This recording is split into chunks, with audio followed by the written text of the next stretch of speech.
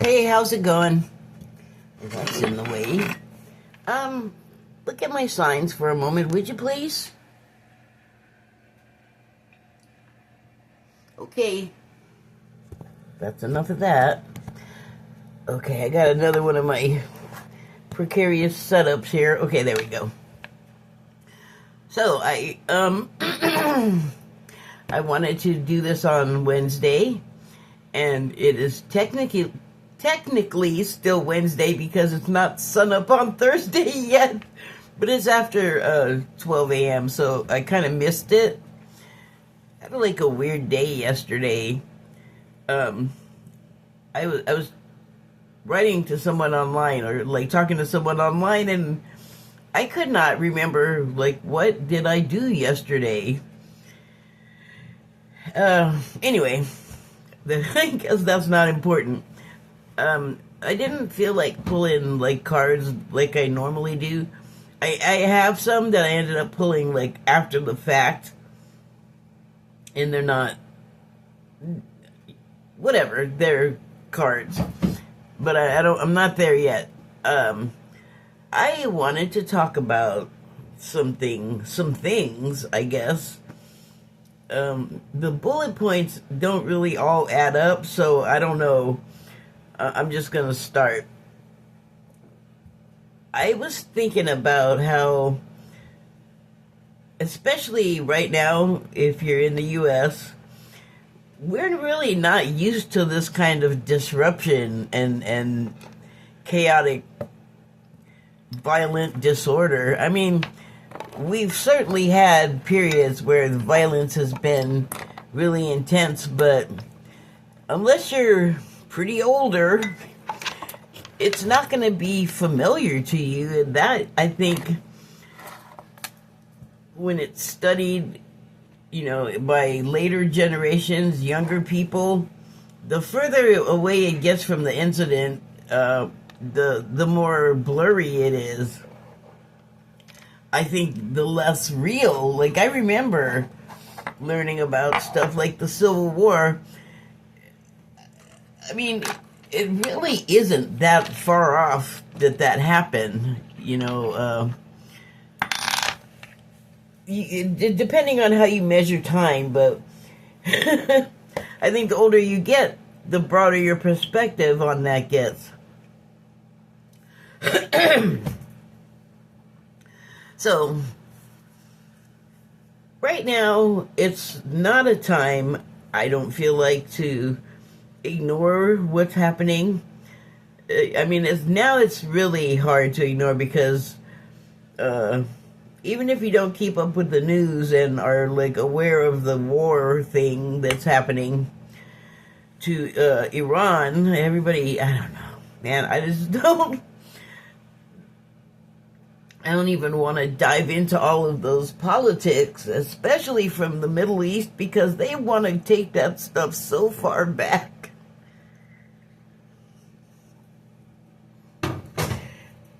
I just saw that there was a new Richard Feynman video, and it says, the title, I'm paraphrasing, but the title said that, holding a grudge is going to make you sick. Like, it's not good for you. And, that's kind of manifesting in the Middle East. Anyway, if you're not paying attention to all of that, or you're unaware somehow, because there are actually a lot of ways you could just not be aware. Like, that information just may not be reaching people, and if they cared that much, they'd make sure to know about it. So maybe they're like a fraction of the way to where I'm headed, or I'm trying to head, but there are other ways. It's the coffee again. I took one sip and I'm totally salivating.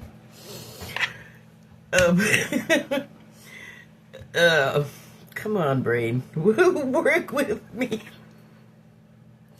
The other ways that it's noticeable, if you somehow are, like, not aware of all of this other stuff, lucky person, you will see it in gas prices, and that is going to immediately connect to food prices, because the food that's in the place where you go buy the food that you have to drive to, the food has to get driven there too, or flown.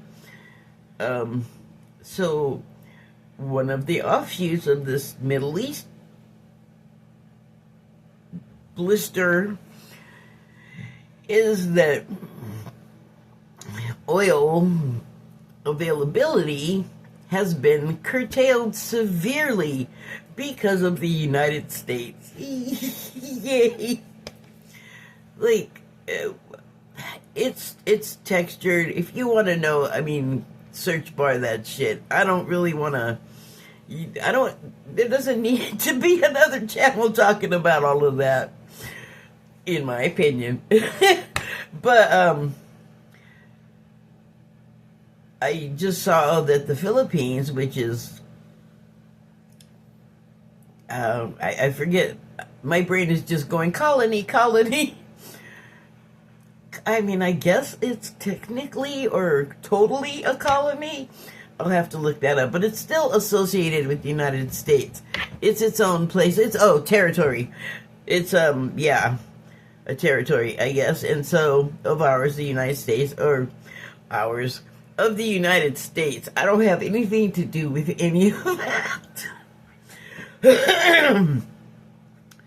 I saw on the news, I guess it would be 2 days ago now, that they had 45 days left of fuel. And so yesterday morning, here's something I did yesterday. I was watching a best ever food review episode, and they were in the Philippines. And having seen that message about they're running out of fuel, dog, they're like, I got to this video that I'm watching for pleasure, and I can't help but notice, remembering about this fuel dwindling away, how many people are on scooters and cars and motorized everything, the cooking fuel, like gasoline to propane. If it's not getting to them, it's not going to get refined and into their tanks. And it's, thankfully, there are alternative ways to have energy. Some of them are costly. Some of them are super old-fashioned, and here they've been suppressed. I don't know that they've been suppressed in the Philippines. Suppressed why? Okay, so yeah, I guess I was watching a lot of phone yesterday, but then I started watching a channel, and the thumbnail was talking about how the Amish don't have a fuel bill ever. And I know, if you know anything about the Amish, they don't do like modern technology, or like they use some like really like dumb motors, but no computerized. They really like don't use electricity from like a grid, and they still completely function. So one of the ways they make their fuel, because they do have fuel for their like farm equipment, and they use moringa trees, which is interesting because the moringa leaf, from watching best food review show ever, that moringa leaf is in a lot of Asian cooking, like I don't know, the Far East, I guess. And so I don't know, that just kind of dinged in my head a little bit, like, oh, that's something you can do, like kudzu, like it was a pest. And I was like, totally sidetracking here, thinking of like, well, it's got to have other uses, like maybe they can make rope or fabric out of it. It turns out at almost every stage of growth, kudzu can be eaten, and it's nutritious and is eaten in China. Like, so going back to the Philippines and alternate methods, and the Amish, what the Amish did was the moringa tree grows seeds, and they cold press the seeds and just straight out of the press put it in their machines, and it works great. And there are other vegetable fuels other than ethanol, which for some reason I seem to remember doesn't do so well on engines, but I wonder if that's not because it's additive heavy. Because, this country loves to put all kinds of crap in crap. It's terrible to make it really hard to find food that's not petroleum product, and you have to make just about everything, which, what a pain. Sorry, let me get back on track here. So, point is like, really, like, obnoxious stuff can be happening in the world, and a critical emergency like absolute loss of fuel could happen. But I wonder, because I think the Philippines is the type of temperate zone. Again, that's, Asia adjacent, or it just is a part of Asia. I haven't studied geography in a long time. It's Asia-ish. But I bet the trees grow there, and so they were saying that it grows in, like, bad soil and doesn't need a whole lot of water. The soil is probably pretty good there, and the storms provide plenty of water, I'm sure, for plant growth. But it'll, like, give you seeds, like, within a year of planting it. And the seeds are what you need to produce that oil. And it talked about pretty small number of seeds that you would need to provide like a liter of fluid. And so you would have to, depending on your needs, have to have more trees. But it, I guess, grows really easily. And gosh, what a small investment. The tree and a press, a cold press, so you could extract the oil. Why aren't we all doing that wherever we can, And then, I don't know, can the oil be imported? Can you, like, move it around? Does it, like, degrade or go rancid? I don't know. But the channel that was talking about this was saying that you can press almost every vegetable and get an oil out of it that you could use for fuel. And I was like, okay, so why aren't we doing that? It's like suppressed and discouraged or outright banned, made illegal in some cases, because here's the game underlying everything, even the war stuff that I was talking about. The rich people got to do something with themselves, and apparently they're really mean and cruel, and all they want to do or think is fun is make money. And everybody else, the poors or whatever, or the not as riches, I don't know, whoever they can suck into their grinder, they just want to use you like game tokens to play stupid games like, well, it's no fun if everything's just free and available. Let's make it interesting and make a deal where everything is transactional, and that's like gotten to a ridiculous degree now. And it's another stage of fascism. Hooray! Why aren't we seeing this? It's the information to become aware of this fascism stuff and the way it happens is right there. But people in really poor countries have a phone. They could access, depending on where they are, the same stuff I can, There's all kinds of information out there. There's very, very smart people in all kinds of other countries to reference information from. All you gotta do is search bar that shit. Sorry. Getting all upset. I don't know why. Okay, so here's what I was trying to lead up to in a very roundabout fashion. Is how the hell, and this is what I used to think, and until like yesterday. I didn't really have a grip on how this was even possible.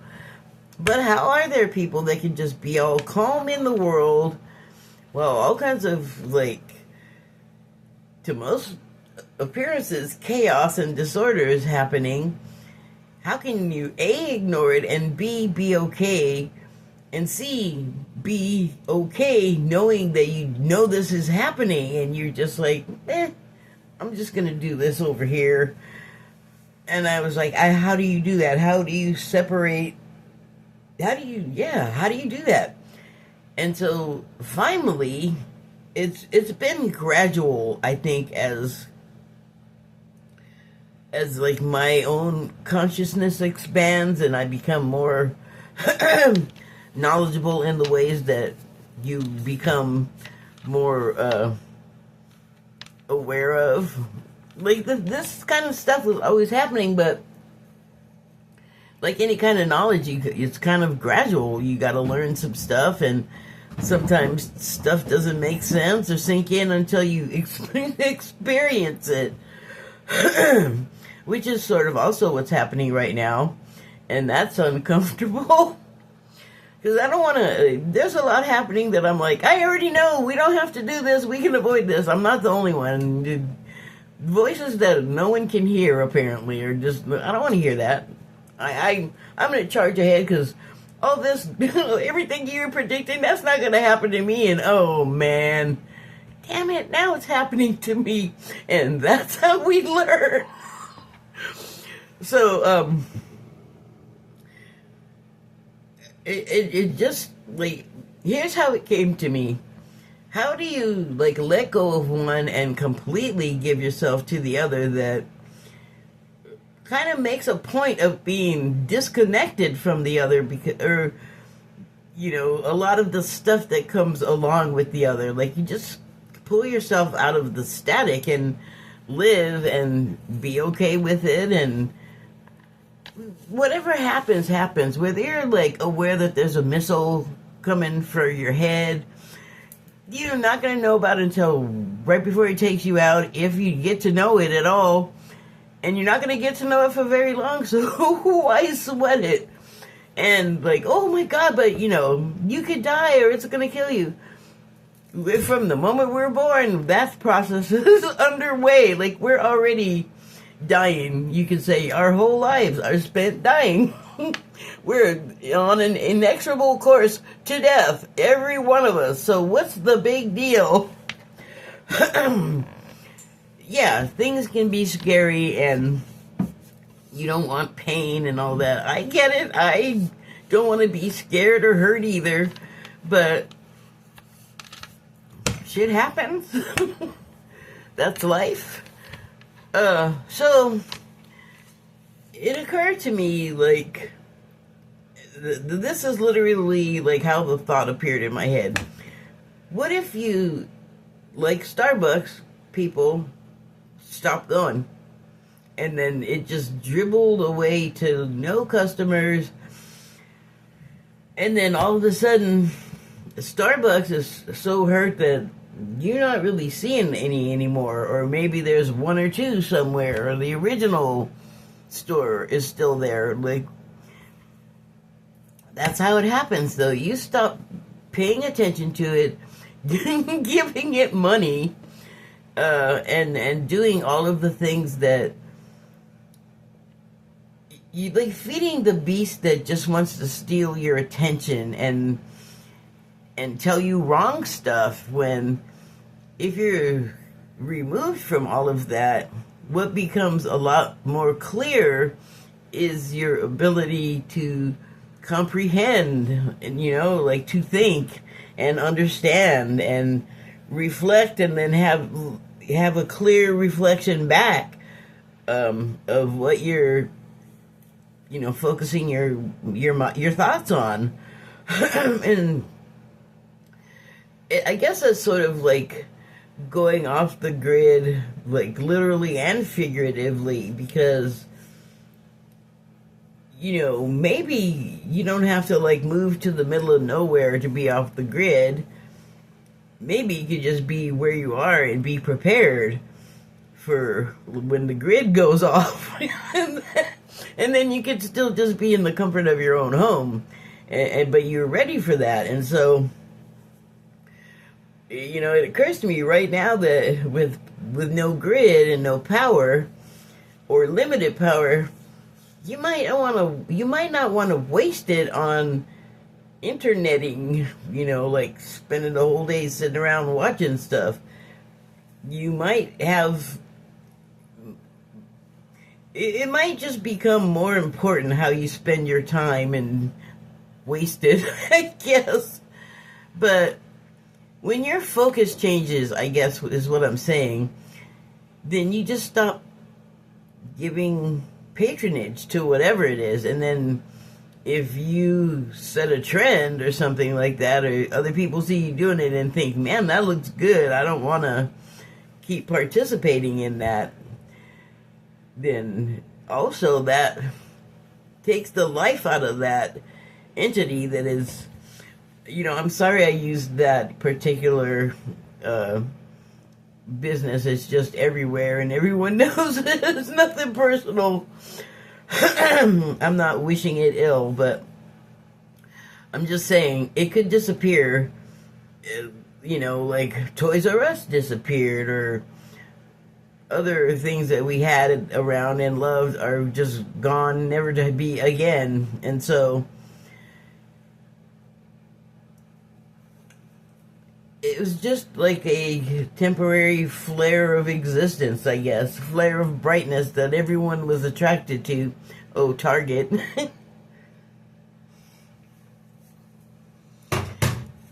So, I'm just saying, I understand now how it can be done, how you can just extract yourself from it. And especially if you did not grow up like me, where basically the TV was the babysitter, and I've been fine with that. It's not like I didn't read a ton of books anyway. I don't read as much as I used to, but that has more to do with access than it does with, like, if the book is good enough, I can just put the phone down and just fine. I don't feel like I expressed what I wanted to say very well, but so I didn't pull cards normally as I normally do. I just, right before I started doing this, although I guess I had been thinking about these animal spirit. What is the deck? oh, there it is. The Wild Unknown Spirit Animal deck. I was thinking of the wolf. Maybe it was before I thought of the cards. I don't know, but wolf was all on my mind. So I pulled them out, and that was not the card that came out. The card that came out was elephant. That is, I think it's a fire sign. Well, there's fire on it. And by fire sign, I mean there's a symbol there at the top, the triangle, and the white triangle signifies fire. Fire sign, I guess. Element of fire. And then I went ahead and pulled the wolf card anyway. And that has the triangle at the top there doing something else. I think it's not that the triangle was white on the other one. It was that it was just a triangle. This triangle is facing the opposite direction and has a line going through it. So that is the, I believe, Earth element card. So let me read what the manual has to say about these cards. Before I started, I said, did I say it on here? I might have said it on here. I don't know if the cards have to do with what I was talking about. But since I don't think I articulated it very well, maybe that'll all get cleared up. Okay, where's the table of contents? Haven't used this in a long time. There we go.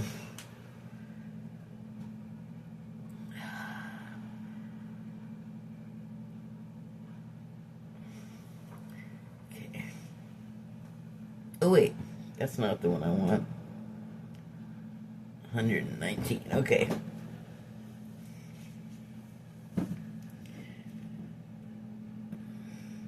I know I'm taking forever. I'm sorry.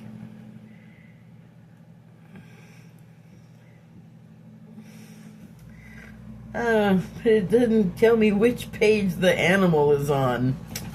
Oh boy. Okay, hold on. More searchings.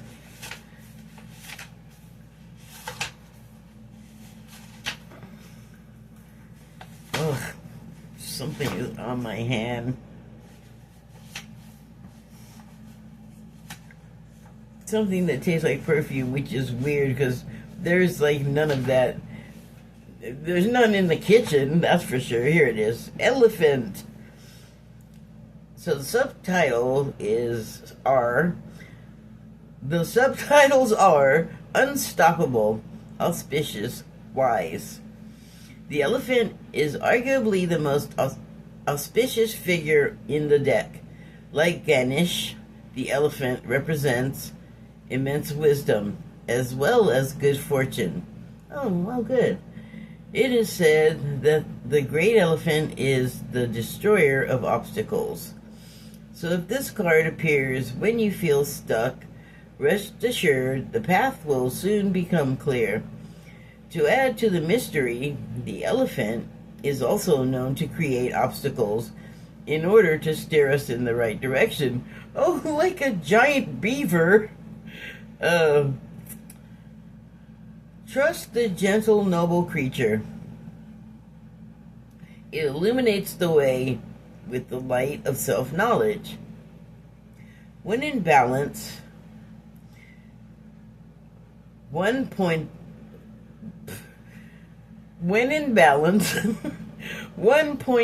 focus, generous, loving. When out of balance, misunderstandings, fate. Oh, misunderstands fate, misreads fate. No, when out of balance, misunderstands fate.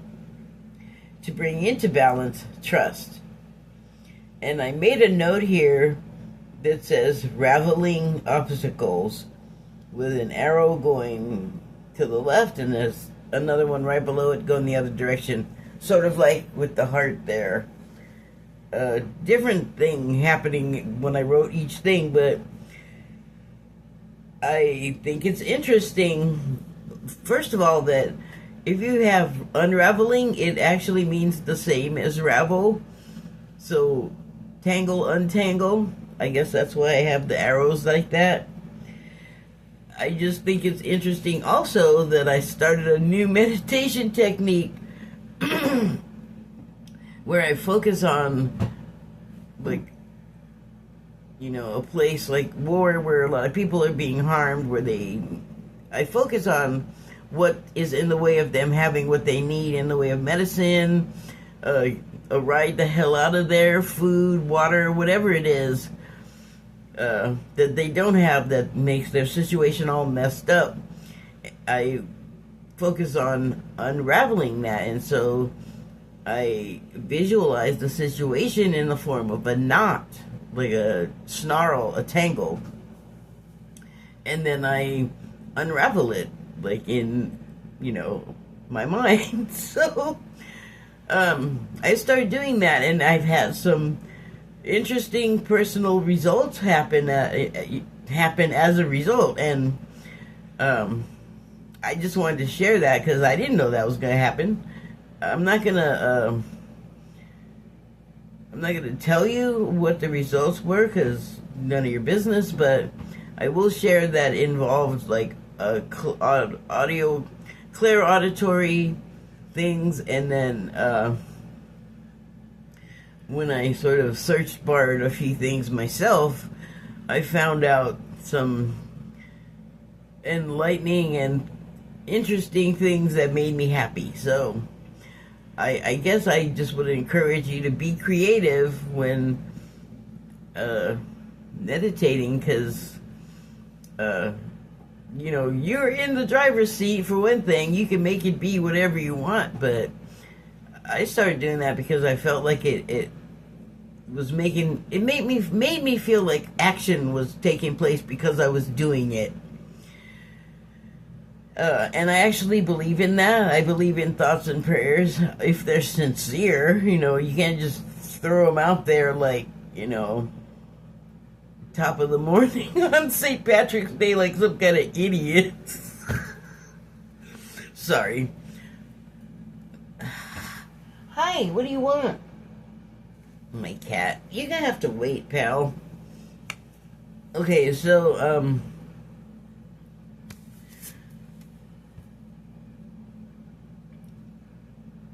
an elephant is used in low technology situations to move obstacles like a fallen tree out of a road, for example, if there's a storm, or to pull a wagon perhaps with people in it, or I mean, it's they've been a part of helping men do work, humans, for a really long time, and so they're also known to be quite intelligent, and there are lots of interactions where I've seen them receive help from people when their babies are stuck someplace that is like inaccessible to them because of their weight, like a baby stuck in a stream and they're just out of reach, too far out of reach for the elephant to use their trunk, and they don't have like fingers and thumbs, and a riverside is crumbly and you don't want to fall and crush the baby, so people saw this happening and came over and helped. And I think that is a reciprocal relationship that we see with our domestic house pets here in America, or maybe like horses, because horses are also crucial and have been for a really long time to the work of men. And you don't have to plug them in. You don't have to put in a SD card. They don't run out of storage space. I mean, they age like we do. They also, from the moment they're born, the clock is on. So I'm feeling like, this is a steady, stable spirit to be in, to keep in mind, and just to inspire us. And then I noticed that it also has a bindi, I guess, on his forehead, and it happens to be, I want to say garnet. I want to say that because garnet's one of my favorite, well, it is my favorite gemstone, probably. That's what I'm seeing, because I guess I want to. But the wolf, so let's see what the wolf was all about, because that was like going on for a while before I started to do this. Wolf, wolf, wolf. Okay, so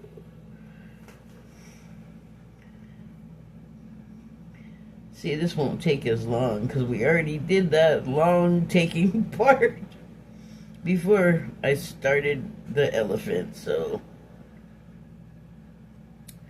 oh my gosh, why are you being so stupid with me?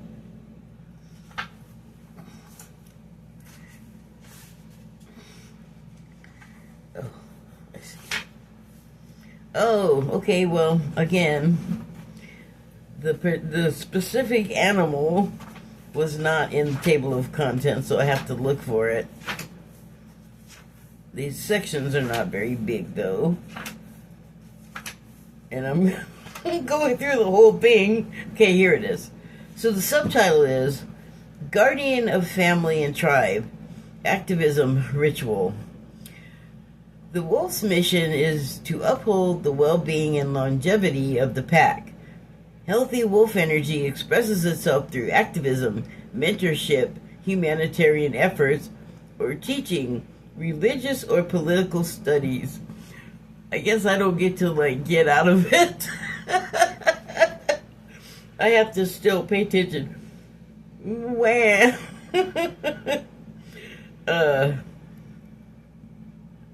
Humanitarian efforts or teaching, religious or political studies. The wolf gets into trouble when it assumes every member of the tribe must follow suit. That includes children walking in their parents' footsteps. Although it will surely be uncomfortable at first, practicing tolerance helps balance out agitated wolf energy. Contemplate the following: embrace all, exclude none. When in balance, reliable, democratic, fearless. When out of balance, judgmental, dominating. Okay, I'm starting to understand how you had to pull this card. To bring it to balance, practice letting go. Oh, see, I was thinking that it didn't have anything to do with me. With me. Oh, my head is so big. Didn't have anything to do with what I was talking about. But I feel like it does. It gives you both sides. You can be the wolf in the world where all of the bad stuff is happening, or the upsetting stuff that needs attention. Like, I may have given myself away in the beginning there, where I was like, you can, like, let your mind escape this crap and go over here. And even as I was saying it, I was like, yeah, you're not going to be able to do that, because I'm curious, Kathy. I have to know. And also, when this administration first started happening, before, like, Rosie O'Donnell left, or before the administration really got underway, I was like, this is bad. And I'm not, like, made of money, but if I had to emergency, run for the hills, I could do it. But it would just be a one-way shot. So it was like, I better really be committed. But at the same time, I was like, no, I can't leave now. Like, I feel like I have to be here, and, like, I can't. I mean, I have, like, health stuff, but that is not enough to prevent me from leaving. I just feel like even if you have the option to leave, I can't think of, like, I want to be part of fixing this. I want to be here when it's better again. And I for what little I could do, like, I can do more than just, like, this. Clearly there's things in town I could help with. Not necessarily, like, big marches or things like that, but just to help, like, the general overall situation of people, and, like, volunteer and help with things like that. So I mean, all hands on deck, I feel like, is what's happening right now. And that's why, like, I just don't feel right leaving right now. I feel like I have to help. Like, it's my responsibility to help clean up the mess.